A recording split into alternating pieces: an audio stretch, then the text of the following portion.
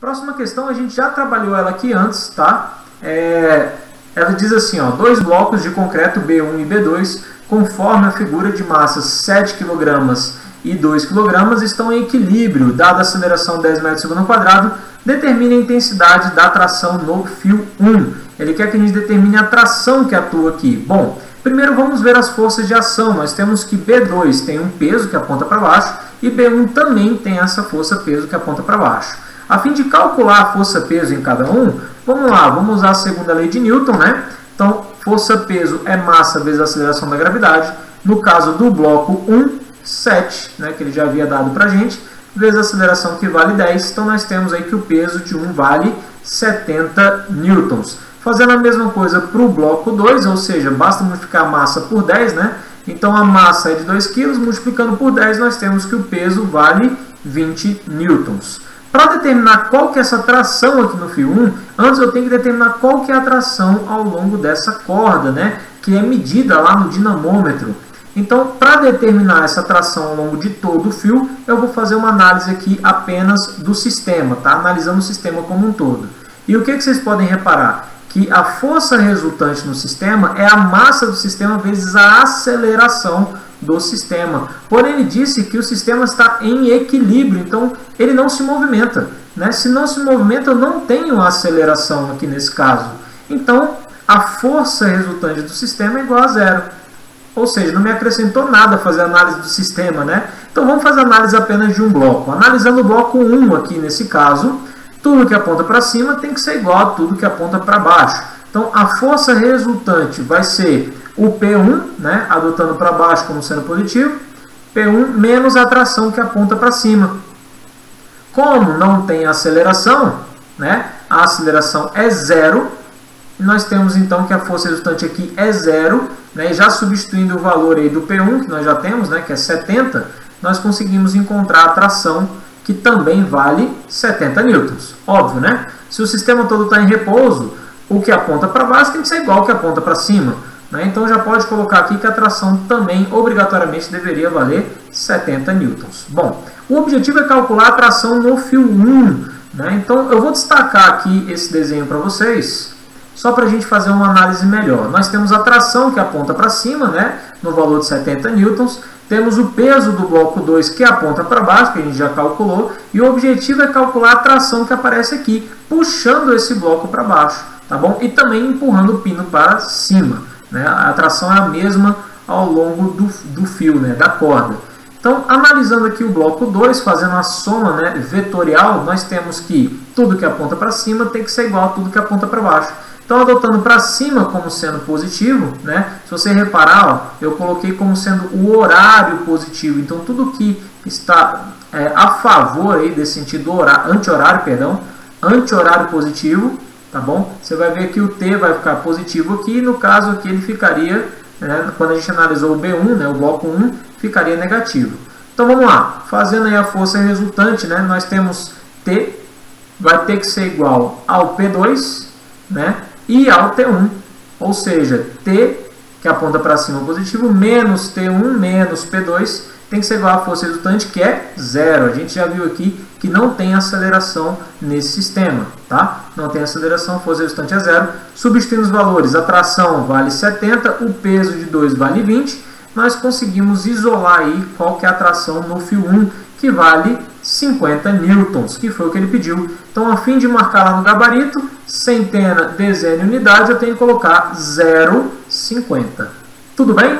Mole, mole, fácil, fácil, né? Já relembrou dessa questão aqui. Questão 4. Falava assim, ó. Uma bola de futebol chutada por um jogador segue uma trajetória parabólica que forma um ângulo alfa com a linha horizontal, sendo a velocidade inicial de 50 metros por segundo e o seno e o cosseno igual a esses valores. Calcule, letra A, calcule as velocidades horizontal e vertical da bola no instante do chute. Então, vamos lá. Né? No início do chute, quando o jogador chutou, essa bola tinha uma velocidade inicial e o que nós pretendemos aqui é calcular quais são os componentes, tanto na horizontal, Vx, quanto na vertical, Vy. Tá? Repare que aqui o Vx não é V0x. Por quê? Porque na horizontal a velocidade permanece constante. tanto no início quanto no final. Então ela vai ser sempre a mesma, tá bom? Por isso que não tem o inicial, a diferenciação entre inicial e final. Beleza, então vamos lá. Como é que a gente calcula V0y? É com o seno, né? E o Vx, né? Com o cosseno. Substituindo os valores que ele deu, né? Ele falou que a velocidade inicial vale 50 metros por segundo e o seno de alfa 0,6. Nós encontramos aqui que o V0y vale 30 e o Vx, né? Ou V0x vale 40, né? Com os valores que ele deu. A fim de marcar lá no gabarito, ele pediu primeiro a horizontal e depois a vertical. Então, velocidade horizontal marcou aqui e velocidade vertical marcou aqui no 30. Beleza? Muito tranquilo, mole, mole, fácil, fácil, né, pessoal? Vamos à letra B, então, da questão 4. Falava assim, ó, calcule a altura máxima atingida pela bola. Né? A gente já calculou o V0y e sim, nós temos que olhar para a vertical. Por que que a gente tem que olhar para a vertical? Porque na vertical, ele é um movimento retilíneo uniformemente variado, tá bom? Uniformemente variado. Então, ele vai subindo, subindo, subindo, até chegar na velocidade máxima e parar. Né? A gente viu isso na questão 1 com o simulador. Então, vamos fazer apenas análise na vertical. Na horizontal não importa para a gente, tá? Fazendo análise na vertical, nós temos aí, né? Como é um movimento retilíneo uniformemente variado, nós só temos os valores das velocidades e não temos tempo.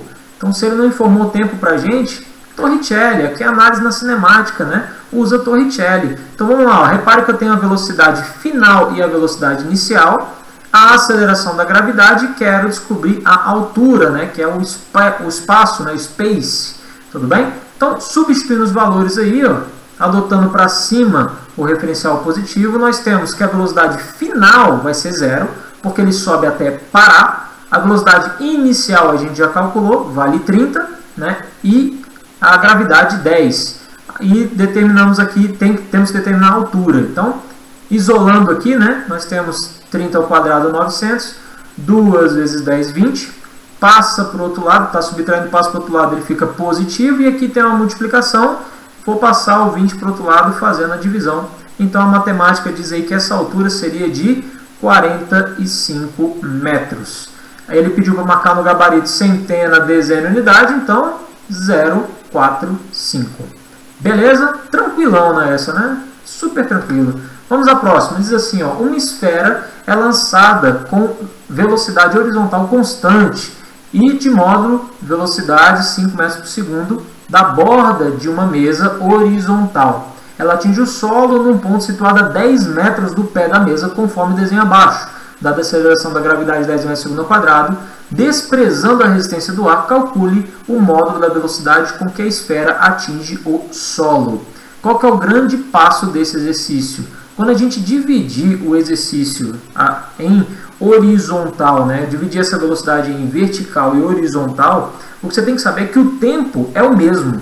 Tá? O tempo que demora para ela andar na horizontal, ele é o mesmo que demora para ela andar na vertical. O tempo que demora para ela sair daqui da esquerda, né, e chegar lá na direita, é o mesmo tempo que demora dela sair lá de cima e chegar até lá embaixo.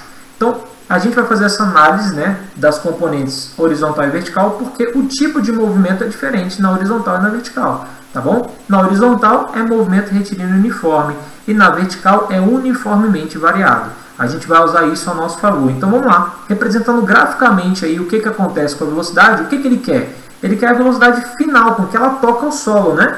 Então vamos lá, para determinar a velocidade final com que ele toca o solo, nós devemos ter as componentes vertical e horizontal lá no momento do toque do solo. E como é que a gente faz isso, né? É uma soma vetorial. Se eu tiver o Vy e o Vx, eu consigo encontrar qual que é a velocidade V. E essa soma vetorial obedece uma lei aqui, ó, que é a lei do paralelogramo. Né? E na lei do paralelogramo a gente pode, né, se eu tenho os dois lados de um triângulo, eu consigo determinar a hipotenusa. Né? O tio Pitágoras. Então tá aqui, ó, o V ao quadrado vai ser a soma dos quadrados catetos. Ó. A soma dos quadrados catetos é igual ao quadrado da hipotenusa. Não é isso? Muito bem. Então basta determinar quem é a velocidade Vx e quem é Vy. Né? Na Vy está um pouco complicado. Vx ele já deu para a gente. Ele fala que na horizontal a velocidade é de 5 metros por segundo. Mas e o Vy? Né? Como é que a gente faz isso? Então vamos fazer uma análise vertical. Na vertical nós temos que a velocidade vai ser movimento retilíneo uniformemente variado, então você pode utilizar aí, né? Viva vovó atrás do tarado, né? Foi assim que a gente decorou, não foi? Então tá aqui, ó, velocidade VY, né? Velocidade final vai ser velocidade inicial em Y, mais ou menos a aceleração da gravidade vezes o tempo. Por que mais ou menos? A gente tem que analisar aqui de acordo com o nosso referencial. Como eu dotei o referencial positivo para baixo, né? Então tudo que está para baixo está positivo. A aceleração da gravidade está ajudando no movimento, então ela também vai ser positiva, tá bom? Aí você trava, né? Porque a gente não tem o tempo. Então, se a gente não tem o tempo, não tem como descobrir qual que é a velocidade em Y. Então, eu vou fazer uma análise na horizontal, a fim de determinar qual que é o tempo. Porque é um movimento retilíneo uniforme, que é dado por velocidade é espaço sobre tempo. A velocidade eu tenho, o espaço que ele percorre eu tenho, então eu consigo achar qual que é o tempo. Então tá aí, ó, na horizontal, Vx, né? E aí substituindo os valores, nós temos que o Vx vale 5, beleza? Então o tempo está dividindo, passa para o outro lado multiplicando, e o 5 agora está multiplicando, passa para o outro lado dividindo. Então eu tenho aí que o tempo é de 2 segundos. Ou seja, demora 2 segundos para ele sair aqui da esquerda e chegar lá na direita. 2 segundos, que é o mesmo tempo que demora dele sair lá de cima e chegar até lá embaixo. Então, agora que eu tenho o tempo, posso substituir aqui nessa fórmula, né? Então, vamos lá. Colocando o tempo igual a 2 segundos, a velocidade inicial na vertical é 0, uma vez que ele é abandonado, né? Na vertical, ele não parte com velocidade inicial para baixo, né? Ele parte com velocidade para o lado, na horizontal. Então, quando eu faço análise na vertical ela é 0 e ela vai aumentando com o passar do tempo, né, devido à aceleração da gravidade. Então, tá aí, ó, a velocidade inicial horizontal é 0. Então, nós temos que a velocidade final com que ele toca o solo vai ser de 20 metros por segundo. Bom, já temos a velocidade em x, já temos a velocidade em y. Agora basta eu resolver ali, né, o Pitágoras para determinar qual que é o vetor velocidade final. Tudo bem? Então, substituindo os valores de Vx e de Vy, Vx 5, né, que ele já havia dado para a gente, Vy 20, né, que a gente já tinha determinado aqui. Então, 5 ao quadrado 25, 20 ao quadrado dá 400, raiz de 425 dá 20,61 e é um número infinito, bem grandão. Bom, chegamos ao final. Agora vamos lá, ó. Ele pede para que quando você for marcar no gabarito, né, colocar centena, dezena e unidade, e após efetuar todos os cálculos, multiplique o resultado encontrado por 10 e despreze a parte fracionária, caso exista. Então, quando a gente vai colocar na resposta, basta a gente multiplicar por 10 e desprezar o resto. Então, é 206 a resposta. Tudo bem? Tá aqui, ó, a vírgula numa casa para a direita. Então, desprezando o resto, 206. É isso. Senhoras e senhores, então, muito obrigado por essa aula. A gente se vê na próxima. E estuda para a sua prova, tá? Tá chegando, a avaliação integrada, beleza? Valeu, muito obrigado, senhoras e senhores. Até a próxima.